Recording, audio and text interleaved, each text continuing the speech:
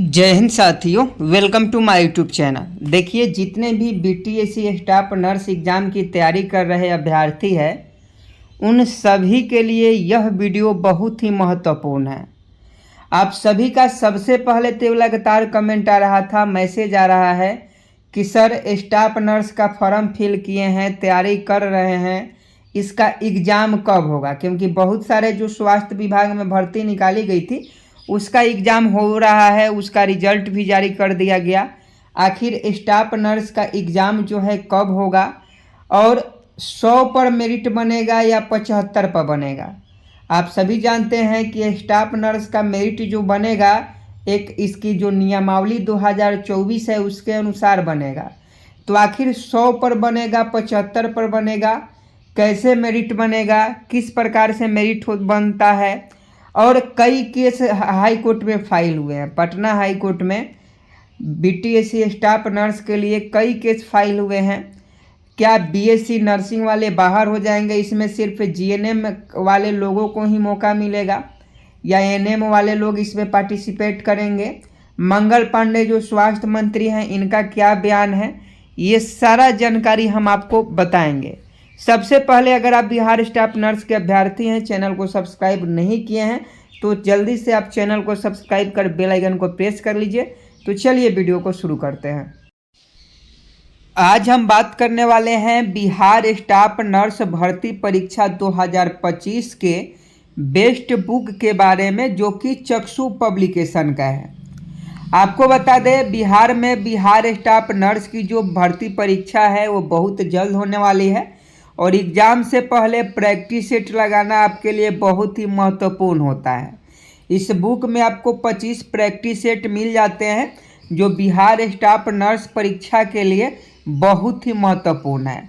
आप देखिएगा तो 25 इसमें प्रैक्टिस सेट है और सभी प्रैक्टिस सेट का आपको व्याख्यात्मक हल मिल जाता है, ताकि आपको किसी से कुछ पूछने की ज़रूरत नहीं होती है। और अगर आप इस बुक को लेते हैं तो आपकी तैयारी 100% अच्छी होती है और बेहतरीन होती है। तो अगर आप बिहार स्टाफ नर्स बहाली की तैयारी कर रहे हैं तो आप इस बुक को मंगा लीजिएगा।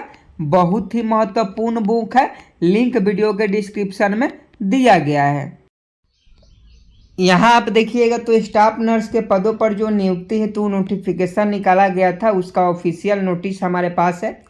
इसमें 23 मई तक आपका आवेदन लिए गए थे और इसमें वही लोग फॉर्म भर पाते जो लोग यहाँ नर्सिंग का मान्यता प्राप्त संस्थान से भारतीय उपाचार्य परिषद यानी इंडियन नर्सिंग काउंसिल से जो है जीएनएम किए हुए हैं।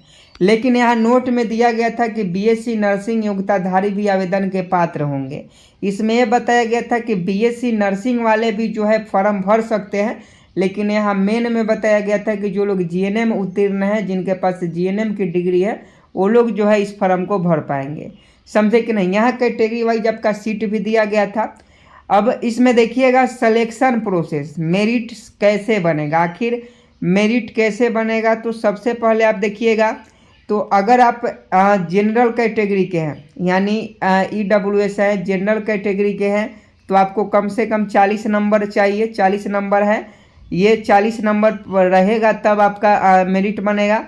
उसके बाद ईबीसी बीसी जो ओबीसी होते हैं उनका 36.5 नंबर, एससी एसटी का 35 नंबर। तो ऐसे जो है कैटेगरी वाइज इसमें जो है छूट मिल जाता है और कैटेगरी वाइज इसमें मेरिट बनता है। तो ये सारी जानकारी आपको इसमें भी दिया गया था। अब यहाँ देखिएगा, यहाँ टोटल लिखा गया है चयन की प्रक्रिया। तो यहाँ साफ साफ लिखा गया है कि आयोग लिखित प्रतियोगिता परीक्षा एवं कार्य अनुभव के आधार पर अभ्यर्थियों का चयन करेगा। अब यहाँ देखिएगा मेरिट कैसे बनेगा ये बताया गया है। तो इसमें ये बातें बताई गई है कि 75 अंक, यहाँ देखिए 75 अंक का आपका लिखित प्रतियोगी परीक्षा होगा, यानी जो आपका सीबीटी एग्ज़ाम होगा वो 75 नंबर का होगा। और इसमें अगर आपके पास एक्सपीरियंस है तो इसमें आप देखिएगा 25 अंक आपको मिलेगा। और इसमें साफ साफ है कि अगर आप 5 वर्षों के लिए किसी अस्पताल में संविदा पर काम किए हैं तो अधिकतम 25 अंक, यहाँ देखिए 25 अंक किसी वर्ष के अंश के लिए कार्य दिवसों की संख्या में 5 से गुना करने के पश्चात 365 से भाग देकर प्राप्त अनुपातिक अंक जोड़ा जाएगा। यानी कहना यह है कि 25 अंक एक प्रति वर्ष आपको 5 अंक मिलेगा, समझे कि नहीं। प्रति वर्ष 5 अंक मिलेगा, यानी अगर 5 साल के लिए आप कोई काम किए हैं तो 25 अंक मिलेगा, और फिर 25 में 5 से गुना होगा, और फिर उसमें 365 से भाग दिया जाएगा, और उसका अनुपातिक जो अंक होगा वो आपको इसमें जोड़ा जाएगा, जो जितना आप CBT एग्जाम लाइएगा उतना में। तब बहुत लोग का कहना है कि मान लीजिए कि हमारे पास एक्सपीरियंस नहीं है तो हमें तो 75 नंबर पर ही मेरिट बनेगा। अगर मान लीजिए जनरल से है 75 में से 40 आ रहा है तो 75 पर 40 पर तो मेरिट बन जाना चाहिए, लेकिन ऐसा नहीं होगा।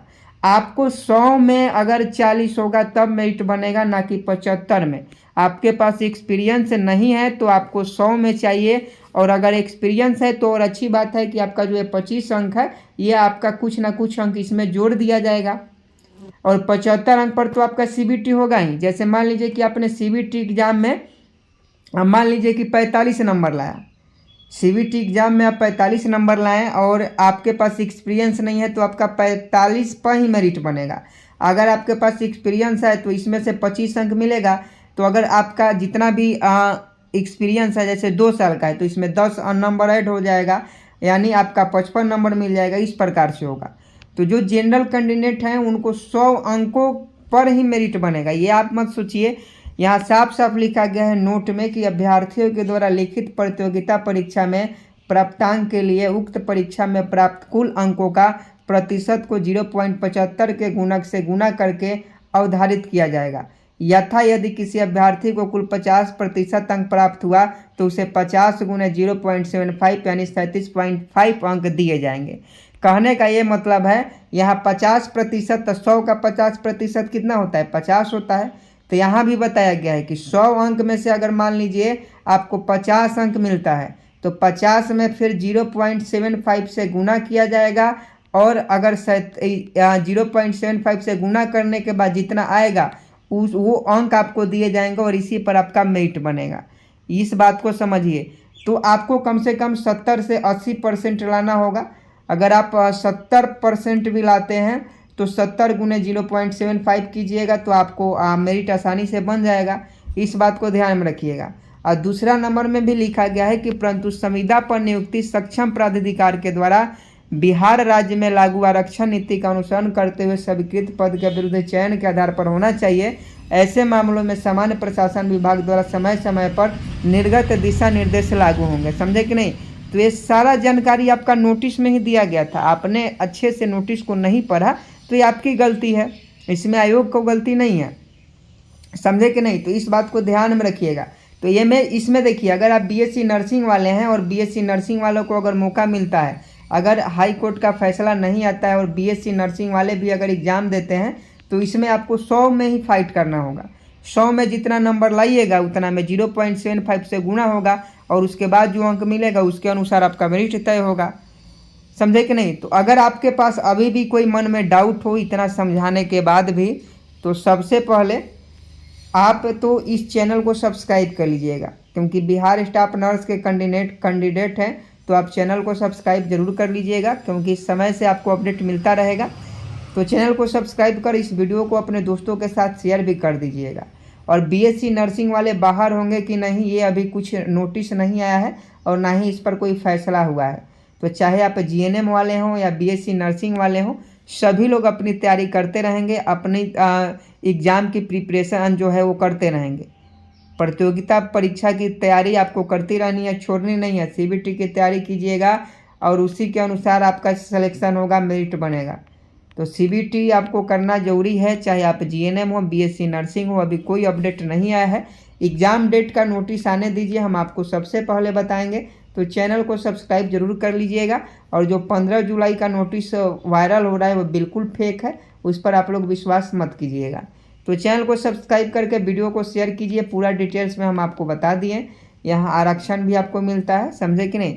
तो कोई भी डाउट हो तो कमेंट बॉक्स में पूछिए। मिलते हैं अगले वीडियो में, तब तक के लिए जय हिंद, जय भारत।